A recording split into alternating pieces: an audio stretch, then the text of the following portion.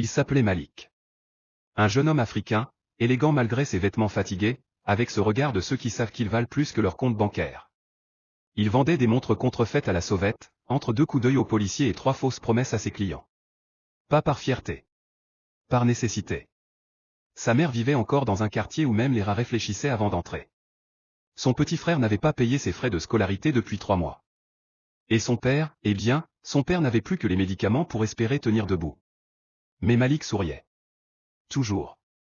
Même quand le monde semblait décidé à lui marcher sur les rêves avec des crampons. Il ne voulait pas devenir riche. Non. Il voulait devenir intouchable. De ceux dont on ne prononce plus le nom, on le respecte en silence. Ce soir-là, il rentrait chez lui, sac vide, fierté cabossée. Il avait raté sa journée.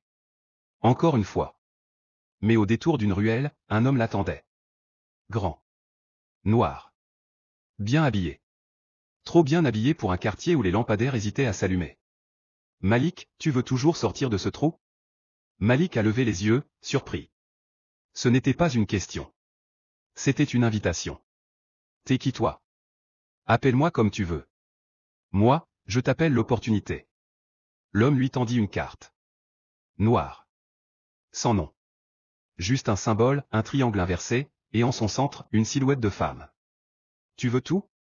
La richesse. Le confort. Le pouvoir? Je peux te l'offrir. Mais il y a une règle. Malik a éclaté de rire. Un rire nerveux, celui de ceux qui n'ont plus rien à perdre. Quelle règle? Vendre mon âme? L'homme a souri. Non. Mieux. Tu auras un compte bancaire infini. Illimité. 1 milliard chaque jour, s'il le faut. Mais. Il s'approcha. Tout près. Sa voix était basse, presque un murmure. Tu ne pourras dépenser ton argent que pour les femmes.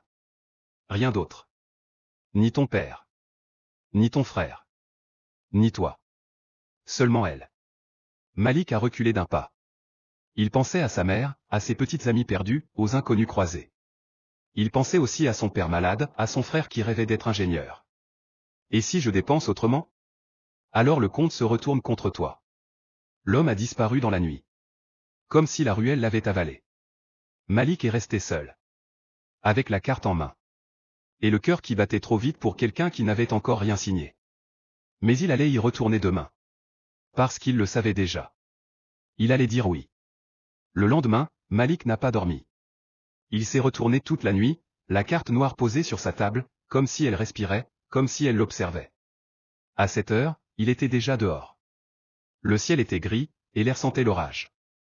Ça ne le dérangeait pas. Il avait pris sa décision. Il s'est rendu à l'endroit exact où l'homme était apparu la veille. Une ruelle sale, sans nom, où même le soleil ne s'attardait pas. Et pourtant, il était là. Le même homme. Même allure. Même sourire. Je savais que tu reviendrais, Malik. J'accepte. L'homme n'a pas parlé. Il a simplement tendu une main. Malik l'a serrée. Et au moment où leurs paumes se sont touchées, le monde a changé. Une sensation étrange a traversé son corps. Comme une fièvre douce, une chaleur qui remontait jusqu'à ses tempes. Et puis, une sonnerie. Digne. Il a regardé son téléphone. Un message, d'un numéro inconnu. Félicitations. Votre compte infini est activé. 1 milliard francs CFA crédité. Règle, argent dépensable uniquement pour des femmes. Malik est resté figé. 1 milliard. Là. Immédiatement. Il a couru jusqu'à la première boutique de luxe du quartier chic. Il n'avait jamais osé y entrer, de peur de salir les vitres avec ses rêves. Bonjour monsieur, puis-je vous aider? Il a pointé une femme, dans un coin du magasin. Une inconnue. Belle, classe. Elle regardait un sac hors de prix avec un air de regret. Ce sac, là. Je lui offre. La vendeuse l'a regardé de haut en bas, puis a vu le virement s'afficher. 1 milliard de francs. Authentique. Tout le monde a changé d'attitude. En un instant. Bien sûr, monsieur. La femme l'a regardé, surprise. Malik a souri. C'est cadeau. Une belle femme mérite de beaux sacs. Elle a ri. Un peu gênée. Mais elle a accepté. Le soir même, Malik a fait la tournée des quartiers chics. Il a payé des dîners, offert des robes, distribué des liasses de billets comme s'il arrosait des fleurs. Partout où il y avait une femme, il y avait lui. Et partout où il passait, on murmurait déjà. Il dépense sans compter, mais seulement pour les femmes. Il était devenu une légende urbaine en moins de 24 heures. Mais pendant ce temps-là, son téléphone sonnait. Encore et encore. C'était son petit frère. Et Malik, pour la première fois, a laissé son propre sang en attente. 2 jours plus tard, Malik était sur le rooftop d'un hôtel 5 étoiles, entouré de rires de femmes et de coupes de champagne. Des inconnus le prenaient en photo en cachette. D'autres s'approchaient sans gêne, séduites par l'aura de richesse qui suintait de chacun de ses gestes. Mais au fond de sa poche, son téléphone vibrait. Encore. Et toujours le même nom, Ibrahima, son petit frère. Il a fini par décrocher, entre 2 éclats de rire. Allô? Grand, papa est à l'hôpital. Il a fait une crise cette nuit. Il demande une caution de 100 000 francs pour le garder? Silence. Malik a regardé autour de lui. À sa droite, une femme magnifique choisissait des plats qu'elle ne pourrait même pas prononcer. À sa gauche, 2 autres se disputaient pour savoir qui aurait son attention ce soir. Je peux pas maintenant, petit. Je te rappelle. Mais grand, ils veulent l'argent maintenant sinon ils vont le transférer ailleurs. Et là-bas, ils disent qu'ils risquent de pas s'en sortir. Je suis occupé, Ibrahima. Je te rappelle. Il a raccroché. Son cœur battait plus fort. Mais pas à cause de l'appel. Il a ouvert l'application du compte infini. Et là, en rouge. Transfert vers compte masculin, refusé. Rappel de la règle. Il a essayé de tricher. Il a tapé Clinique Sainte-Marie comme destinataire, pensant contourner le système. Mais l'alerte est revenue, froide, implacable. Dépenses non conformes. Seules les femmes peuvent bénéficier de ces fonds. Il s'est levé, nerveux. Il a regardé la table. Mesdemoiselles, je reviens. Et il a fui. Comme un voleur. Rentré chez lui comme un criminel qui sait qu'il a trahi. Dans la nuit, il a repensé au mot du pacte. Tu peux tout acheter, mais seulement pour des femmes. Il pensait que c'était une blague. Une clause symbolique.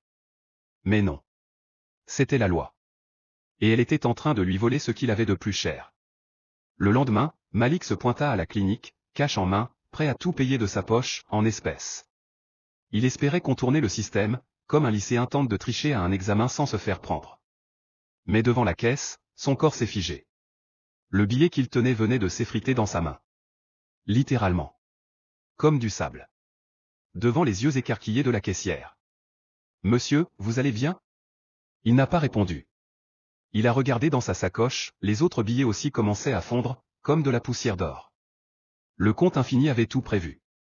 Chaque franc qu'il tentait de dépenser pour un homme, se désintégrait. Il s'est effondré sur le banc du hall, les mains vides, le regard perdu. Son père était en salle d'attente, allongé sur un lit roulant, en train de grelotter sous une couverture trouée. Et lui, millionnaire numérique, ne pouvait rien faire. Un médecin s'est approché. Monsieur, le patient doit être transféré d'urgence dans une clinique plus équipée. Mais sans le paiement, on ne peut rien faire. Vous êtes de la famille? Malik a baissé les yeux. Il n'a pas répondu. Il a regardé le médecin, puis son père. Et il s'est levé, la gorge nouée. Je reviens. Mais il savait qu'il ne reviendrait pas. Pas maintenant. Pas tant qu'il serait l'esclave de ce pacte absurde. Sur le chemin du retour, il a voulu tout arrêter. Supprimer le compte. Revenir à sa vie d'avant. Mais l'application, elle, avait déjà changé. Un nouveau message clignotait. Toute tentative de rupture entraînera la perte totale de ce que tu possèdes déjà. Et bien plus encore. Il avait voulu la richesse. Il était en train de tout perdre. Ce soir-là, Malik s'est enfermé dans sa villa comme un fugitif. Il n'avait pas mangé. Il n'avait pas dormi. Il fixait le plafond en silence, pendant que 2 femmes qu'il connaissait à peine dansaient en petite tenue au salon, en riant comme si le monde leur appartenait. Une blonde, une brune. Aucune ne connaissait son vrai prénom. Elle l'appelait de Monsieur Compte Infini. Il aurait pu leur demander de partir, mais il ne l'a pas fait. Parce que chaque centime dépensé pour elle, fonctionnait parfaitement. Les billets restaient intacts. Les virements passaient. Les cartes bleues ne fondaient pas. Elle, au moins, avait droit à sa fortune. Il aurait pu les détester, mais au fond, c'était lui qui l'haïssait. Monsieur Compte Infini, vous êtes triste ce soir? Lança la brune en croquant dans une fraise qu'elle avait fait tremper dans du champagne. Il n'a pas répondu. Il a souri. Un faux sourire. Le genre de sourire qu'on porte comme une gifle maquillée. Il pensait à son petit frère. En train de chercher un stage. Sans ordi. Sans réseau. Sans espoir. Il pensait à son père. Toujours à l'hôpital. Il pensait à sa mère. Trop fier pour demander. Mais au moment où il a voulu envoyer un virement à sa mère, une nouvelle notification s'est affichée. Attention, votre mère est une femme, mais elle ne doit recevoir que ce que vous jugez frivole. Pas de soins. Pas de dette. Pas de scolarité. Il a hurlé. Littéralement. Les deux filles ont sursauté. L'une d'elles a renversé le seau à champagne. L'autre a attrapé son sac. On va y aller finalement, hein. Mais Malik n'a rien vu. Rien entendu. Il fixait l'écran de son téléphone, comme s'il regardait l'enfer lui-même. Le compte infini ne voulait pas seulement qu'il dépense pour les femmes. Il voulait qu'il gaspille. Il voulait le transformer en marionnette de luxe. Un clown avec un compte en banque. Et le pire? Il avait signé. Le lendemain, Malik s'est levé avec une seule idée en tête, trouver la faille. Il ne croyait plus au miracle, mais il croyait encore à son cerveau. Et surtout, il refusait de continuer à jouer le pantin d'un pacte qu'il ne comprenait même pas entièrement. Il a commencé par observer les règles. Les petites lignes. Les messages automatiques. Chaque fois qu'il tentait une dépense, il notait la réaction du système. Ce compte infini, c'était plus qu'un simple sort. C'était une machine intelligente, calculée, et surtout, cruelle. Il a testé. Une enveloppe d'argent pour sa sœur? Accepté. Un loyer pour sa cousine? Accepté. Un virement pour un orphelinat dirigé par des femmes? Accepté. Un chèque pour un oncle? Rejeté. Un billet pour un frère? Compte bloqué 12 heures. Alors il a commencé à tricher. Il a payé les études de son frère en versant l'argent à la copine de son frère. Il a réglé les factures de l'hôpital de son père via une infirmière. Il a financé un petit projet pour son oncle en le mettant au nom de sa tante. Et à chaque fois, ça passait. Mais plus il rusait, plus le compte semblait devenir sensible. Comme s'il observait. Comme s'il comprenait. Un soir, alors qu'il pensait avoir réussi à détourner assez d'argent pour offrir une maison à sa mère, il reçoit une nouvelle alerte. Attention. Vous avez tenté de contourner les conditions. La prochaine infraction coûtera plus qu'un blocage. Cette fois, l'écran était rouge. Rouge sang. Malik a senti son cœur cogner dans sa poitrine comme une alarme. Il ne savait plus s'il avait signé un pacte avec un esprit, une IA, ou pire. Mais ce qu'il savait, c'est que ça devenait personnel. Et que l'enfer venait peut-être de remarquer son adresse. Le lendemain matin, Malik s'est réveillé avec un mal de tête étrange. Tout était silencieux, beaucoup trop silencieux. Son téléphone ne vibrait plus. Son compte bancaire n'affichait plus rien. Plus de messages. Plus d'alerte. Plus rien. Il se lève en panique, fonce sur l'ordinateur, tente de se connecter au compte infini. Erreur. Identifiant non reconnu. Il recommence. Encore. Encore. Toujours la même réponse. Son cœur s'accélère. Il sue à grosses gouttes. Son pacte a disparu, ou pire, il a été résilié. Mais alors qu'il pense avoir tout perdu, un bruit surgit du salon. Un bruit doux, mais inquiétant. Comme une musique d'ascenseur dans un cauchemar. Il s'approche lentement. Et là, posé sur la table basse, un coffret noir, scellé avec un ruban doré. Aucune explication. Aucune signature. Juste une note glissée sous le couvercle. Il l'ouvre. À l'intérieur, des liasses, mais en feu. Des liasses qui brûlent sans se consumer. Et ce message, gravé au fond de la boîte. Tu n'as jamais été le maître de cette richesse. Tu étais juste le test. Le prochain commence bientôt. Son téléphone vibre. Un numéro inconnu. Il décroche. Une voix douce murmure à l'autre bout. Alors Malik, tu pensais vraiment qu'on faisait des cadeaux sans prix? Puis, silence. Et le coffret s'éteint, tout seul. Fin? Non. Le rideau vient à peine de s'ouvrir.